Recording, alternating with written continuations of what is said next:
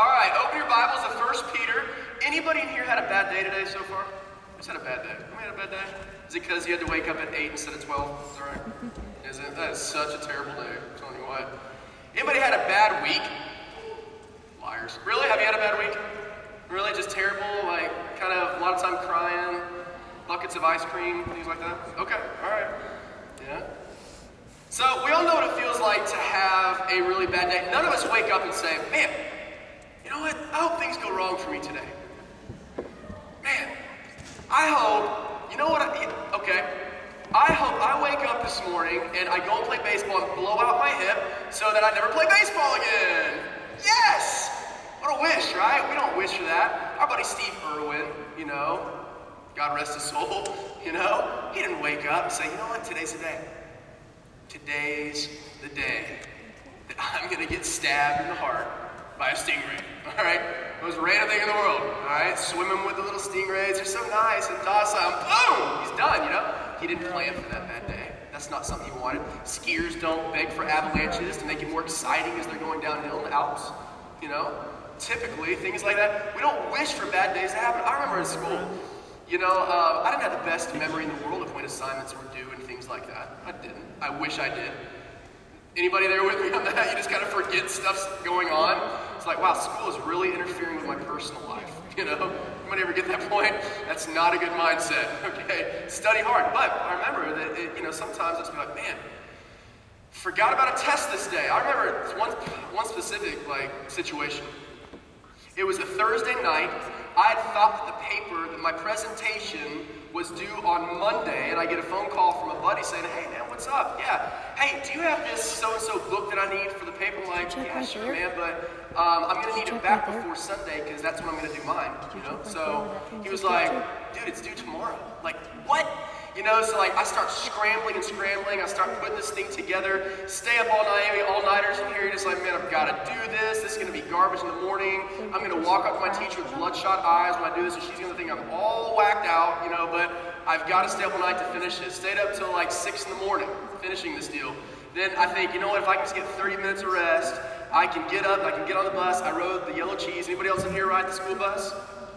I feel stupid. All right, anyways, no, I love the bus. It was great. I only got suspended once. But anyways, another story, another time. Do not spit out the window of a school bus. It will come back in a window 5 windows later and hit someone in the face. All right, so anyways, it's actually my next door neighbor. Another story, another time. So, I'm thinking, I was like, I missed the school bus because I overslept my 30-minute nap that I was supposed to do. Then my mom's got to drag me to school, and she didn't like doing that, but she dragged me there anyways. I get there, kind of find out there's that reprieve, because we know with presentations, not everyone can present on the same day, right? Because they take 10, 15 minutes. You got a 15-minute class. So there were 5 presentations that day, so I'm like, Nick's, there's 13 people before Nick's last name. Nick's, I'm in the free until she decides to go out of a random order, drops her finger down, and guess whose name is called? Mine, right? I get up there and I've got nothing. I didn't know what in the world I had read and talked about the night before.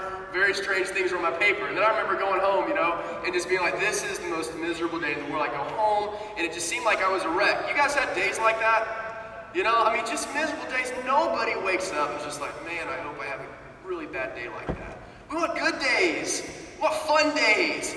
We want days where everything clicks and everything makes sense. Everything we expect to happen, we want to happen. You know, those kind of days we want. The problem with that is that our lives are never going to go like that. They're not going to go like that. You may have 5 good days in a row where everything goes as expected, and then boom, one day hits and it completely throws us off. And it completely throws me off all the time. We're not promised we're not going to have any bad days. And in 1 Peter, as we begin to read through here, at the beginning of the chapter 1, Peter's just trying to write this little letter that he writes. It's a small letter. You can read it in probably all of 10 minutes. It's a small little letter to who? To all these Jews that were scattered. Now, why were the Jews scattered in all the parts of Asia, Middle East, all those parts during that time? Does anybody know why? Trent. All right, my favorite eater. Go ahead. I got a jalapeno for you, buddy. You want it? All right, just wondering. You know what? They were scary people during that day, but there was somebody scarier. Solomon was a nice guy, but that was a good try. All right. song. He might have looked scary, but he treated people really well, all right? No, what happened was the Jews were being persecuted. They were being persecuted. And so in order, especially the Messianic Jews, especially those that believed in Christ, they had to get out or they would die. They'd be thrown into arenas, had to fight all these crazy animals. Of course, they weren't going to win that. You know, they were maimed beforehand so they could go in there and the animals could just take them out and stuff. They had to scatter for their lives. So Peter saying, look, we know you've had some bad days in the past, but here's what you need to know about how to deal with those days, and also how you can ensure that in the midst of all these bad things going on in your life, how you can ensure that you come out on top. That you come out on top. And that's what Peter's writing about. And this letter is going to go all over the Middle East, all over Southeast Asia, Southwest Asia, to all these different people so that they can be encouraged. It's really interesting. Whenever you're reading books of the Bible, go back to the very beginning, and it says who the books are written to. You can go back and figure out why in the world these books are written to the people that they were written to. But the point is that he was telling us that, look, bad days are going to happen to people. More importantly, bad days are going to happen to you guys. They're going to happen. You've got the Roman rulers who are chasing you down, who are trying to find you. And guess what? You need to be ready to be persecuted.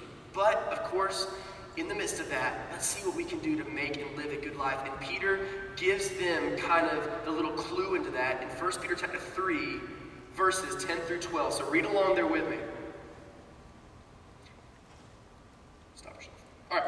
It says, for, and he's quoting a psalm here, for whoever desires to love life and see good days, let him keep his tongue from evil and his lips from speaking deceit. Let him turn away from evil and do good. Let him seek peace and pursue it. For the eyes of the Lord are on the righteous, and his ears are open to their prayer. But the face of the Lord is against those who do evil. So what does Peter tell us here that we have got to do? What did he tell the Jews they've got to do? The first thing he said is this, and this is where we're going to camp out here. There's a couple more things. We're going to get to those another day. But I think this first principle is important enough for you guys to leave here and think about this, because it affects all of us, all right? Who in here, by show of hands, has ever, word vomited on somebody, something you didn't mean? You know, like you yelled or cursed, okay?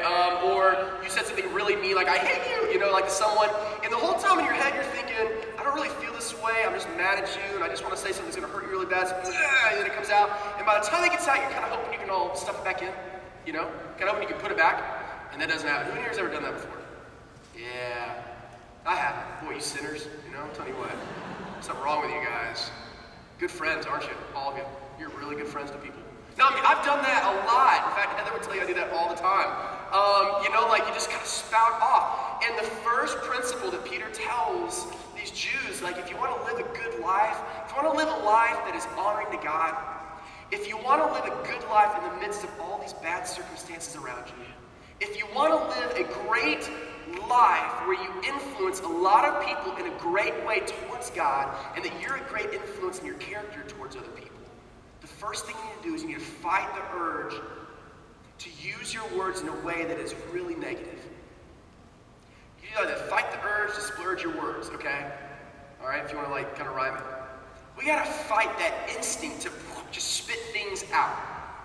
Man, I'm going to tell you what, that really is a difficult thing for some of us to do. Some of us can't wait when someone tells us a little secret.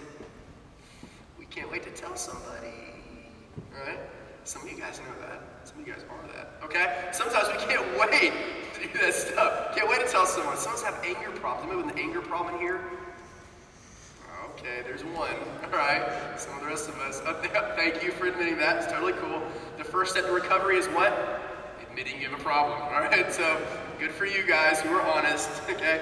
Look, when we go to the racetracks, just kind of hang out, the go-karts, right? What is the one thing about go-karts that we don't like? They go slow. Why do they go slow? There's what? What is it called that is put on those things? A governor. Little governors put on those things to moderate how quickly you can go around the track. A governor is used, right? It's supposed to slow you down so you don't A, kill yourself, and B, kill somebody else. So that C, they don't get sued, and D, everyone goes home without any money, okay?